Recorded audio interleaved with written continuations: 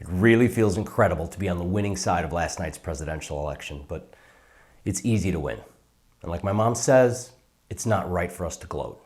So I'd like to reach out to all the Hillary Clinton supporters and let them know we can work together to make America great again.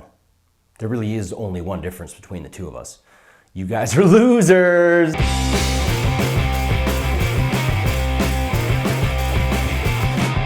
Hello again, fellow American citizens. Well, the sun has risen and set again on the first day after the presidential election, and I know the dust hasn't settled yet. But let's take a moment to reflect on the biggest losers of last night's contest. Honorable mention goes to these folks who attended Mrs. Bill's victory party in New York City. They're not losers only because their candidate lost or because many of them traveled a long way to be there expecting a huge celebration and then wah wah.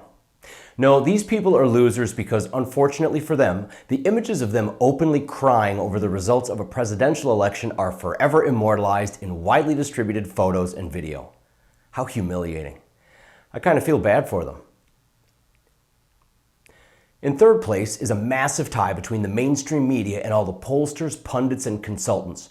All of them proved once and for all that they are totally useless. Only a tiny handful of polls predicted a Trump victory. The rest were supremely confident in a landslide for Mrs. Bill. Even the oft-revered Nate Silver of 538.com missed the mark by a mile.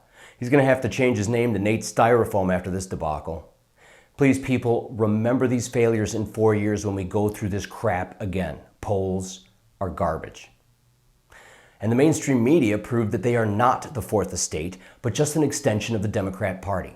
Freedom of the press was specifically put in the Constitution to ensure that the press would be the watchdogs of the government and have the people's best interests at heart.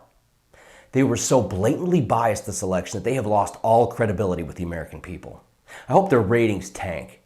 Nothing would make me happier than to see these two crap networks off the air permanently. In the runner-up slot is our first woman president, Barry. This smug, self-righteous turd invested a lot of time and his reputation ensuring that Mrs. Bill would be elected to carry on his idiotic globalist legacy. 7 weeks ago, he gave a speech at the Congressional Black Caucus where he said way too much. And there is another candidate whose defining principle, the central theme of his candidacy, is opposition to all that we've done. Oh, thanks, Barry. That gave everyone who was sick of seeing you trample on the Constitution for the last 8 years yet another reason to vote for Trump. But he's not done yet. I will consider it a personal insult, an insult to my legacy, if this community lets down its guard and fails to activate itself in this election. Boy, oh boy, Barry, did you overestimate your ability to persuade people to vote for the she-beast. Well, I hope he does feel personally insulted after last night's poor turnout of black voters. Heads up, though. This crazy Kenyan bastard has a fragile ego, and you know his feelings really are hurt. And now he really is scared for the future of his legacy. He's still sitting in the Oval Office for 2 more months, and you can bet the farm that this kook is going to be issuing all kinds of executive decrees and sneaking other orders under the radar. Trump is going to have to undo a lot of extra stuff next year. And the first place winner is Mrs. Bill Clinton, but not just because she lost the election. Because she lost the election with literally everything going for her.